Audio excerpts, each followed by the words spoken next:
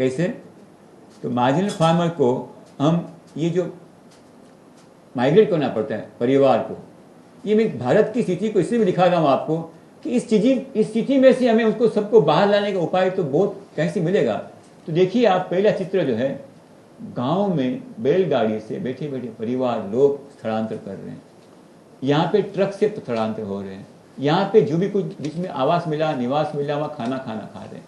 यहाँ ये स्थिति उनकी परिवार के बच्चों जो पीछे रह जाते हैं, उनके पीछे कोई नहीं है, ऐसे निराधार परिवार, ये बच्चे परिवार मुंबई में शहर में रेलवे से आ रहे हैं, ये सौराष्ट्र में आंध्र प्रदेश के अंदर समुद्र से द्वारा भी, बोट के द्वारा भी अपने एरिया से स्थलांतर हो रहे हैं। ये सभी स्थिति में से 2 लाख फार्मर्स हर साल नहीं, लेकिन 1997 से 2007 के अंदर भारत सरकार के आंकड़े हैं तो 2 लाख से भी ज्यादा किसान आत्मघात कर रहे हैं। क्या ये उनके लिए लिखा है? इसके लिए कोई जीवन नहीं हो सकता? ये देखिए, इससे किसान की दर्द और क्या हो सकती है? इस चित्र से आपको क्या दिखाई पड़ रहा है? कोई उम्मीद है क्या वहां? हताशा, निराशा, दुख, वेदना, और नीचे क्या है?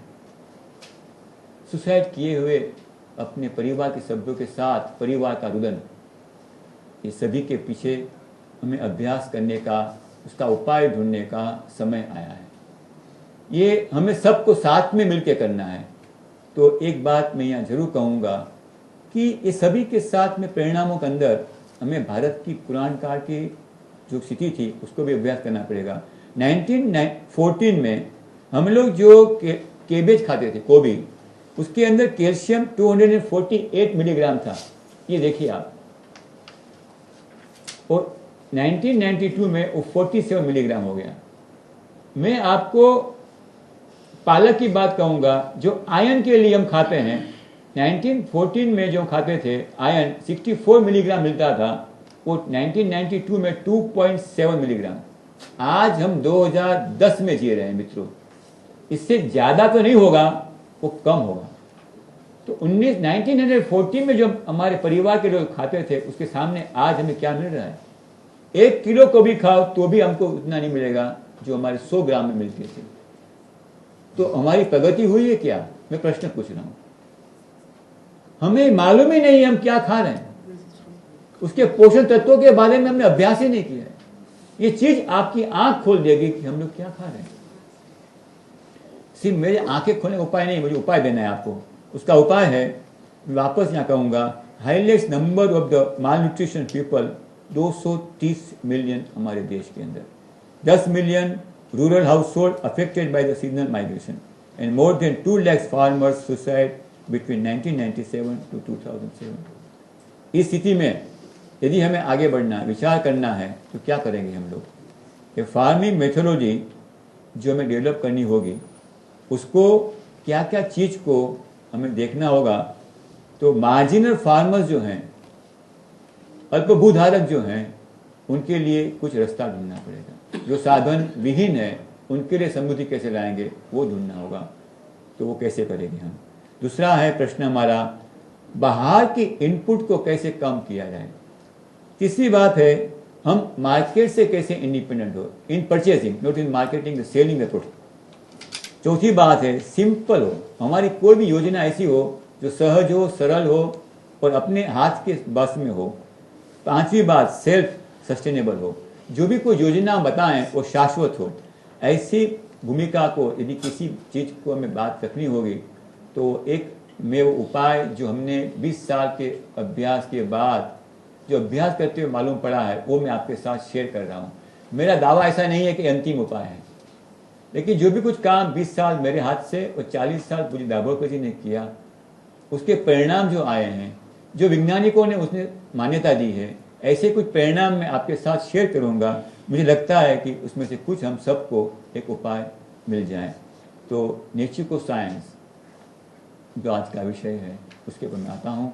नेचुको का अर्थ है नेचर इको फ्रेंडली साइंस, कुदरत और पर्यावरण के साथ मैत्री भरा संबंध, व्यवहार, इस तरह से खेती की जाए, इसको बोलते हैं नेचुको साइंस। It is different. आज की जो खेती है, जिसको हम जैविक खेती भी कहते हैं या केमिकल फर्टिलाइजर कहें, वो दोनों से इस खेती के अंदर बहुत बड़ा बुनियादी तफावत है। सबसे बड़ा बुनियादी तफावत ये है, इसमें भाव हिंसा विहीन की भावना है। भावना में भी हिंसा नहीं करनी, न खेत में हल चलाना है न खड्डा खोदना है। ट्रैक्टर का तो सवाल ही नहीं आता। किसी भी जीव को जैविक कीटनाशक से भी मारना नहीं, सह अस्तित्व में जीना। एक सूक्ष्म जीव से लेकर महाजीव के सह अस्तित्व में ही मेरा जीवन पूर्ण बनने वाला है, ऐसी पूर्ण विश्वास के साथ इस विज्ञान की शुरुआत हुई। और सबसे बड़ी बात, जो केमिकल से जैविकता की तरफ जब आने की हम लोग कोशिश कर रहे हैं, तो 3 से 4 साल की जो बातें की जाती है वो भी बेबुनियाद है। पहले 6ठे महीने से ही जो आपकी शुरुआत होगी वो जैविक होगी, उसमें एक ट्रेस ऑफ केमिकल का नहीं मिलेगा। ये बात नेचुरल साइंस दावा के साथ आपको कहता है। This different from organic and natural farming. उसके अंदर मैं 2-3 बातें मैं कहना जरूर कहूँगा, नाम न लेते हुए बात करूँगा तो मालूम नहीं पड़ेगा। तो हमारी आज की जैविक खेती के अंदर कीटनाशक मारने के लिए जैविक कीटनाशक का उपयोग तो किया जाता है। मैं कहूँगा कि किसी जीव को मारकर यदि जीना पड़े, ये भारतीय संस्कृति नहीं है। अहिंसा परमो धर्म, ईशावास्यम इदम सर्वम यत् किंचित जगत्याम जगत। ऐसी हमारी भारतीय संस्कृति जहाँ हो, ऐसे संस्कृति के अंदर हमें किसी को मारकर जीने की आवश्यकता नहीं है। मैं कहूँगा, आपको विज्ञान देखेंगे, विज्ञान के आधार पे कहूँगा, आधुनिक विज्ञान के आधार पे कहूँगा, सभी के जीवों के सह अस्तित्व में ही हमारा जीवन बढ़ने वाला है। इफ दूसरी बात आगे बढ़ूँ, it offers an alternative to the commercial heavily chemical techniques of the farming. ये आप सब जानते हैं, इसके ऊपर मैं बात नहीं कहना चाहता। नेचुरल साइंस की 3 सबसे बड़ी कोई बुनियादी बात हो तो पहली मिट्टी, दूसरी बात है उसके जड़ पौधों के, और तीसरी बात है जड़ों के द्वारा बढ़ने वाली घटा। तो soil, root and the canopy. इस 3 चीज के ऊपर कुछ बातें मैं आपसे सामने रखूंगा, ताकि ये विज्ञान को समझने में, हमें आगे बढ़ने में सहयोगी होगा। कोई भी पौधा जो बढ़ता है, उसकी जो घटा बढ़ती है मित्रों, उसका सीधा संबंध है जड़ों के साथ, और जड़ों का संबंध है मिट्टी के साथ। और मिट्टी कौन सी? फर्टाइल, उपजाऊ मिट्टी, जिसको हम अमृत मिट्टी कहते हैं। वो अमृत मिट्टी को बनाने का विज्ञान हम देखने वाले हैं, आज समझने वाले हैं। कुछ बेसिक बातें समझेंगे तो सोइल को मैं ऐसे कहूंगा कि माँ मेरी स्वस्थ है, बच्चा ठीक आने वाला है। मैं धरती को ठीक करना है। मैं एक बात इसमें छोटा उदाहरण दूंगा। माँ के गर्भ में बच्चा है और डॉक्टर ने कहा कि माँ के गर्भ में जो बच्चा है वो बीमार है, अस्वस्थ है। हम दवाई किसको करेंगे? सीधा जवाब मिलेगा आपके पास से माँ का। कोई इसके अंदर एक क्षण भी विचार नहीं करेगा, माँ के गर्भ में बच्चा बीमार है तो दवा माँ की करनी है। मैं सवाल पूछता हूं मित्रों, पौधा बीमार है तो दवा किसकी करें हम? किसकी? मिट्टी क्या कर रहे हैं? लेकिन हम तो मिट्टी में केमिकल डाल रहे हैं, हल चला रहे हैं, डिस्टर्ब कर रहे हैं, माँ के गर्भ को तस्दीक दे रहे हैं, तो वहां तो हम सेवा नहीं कर रहे हैं।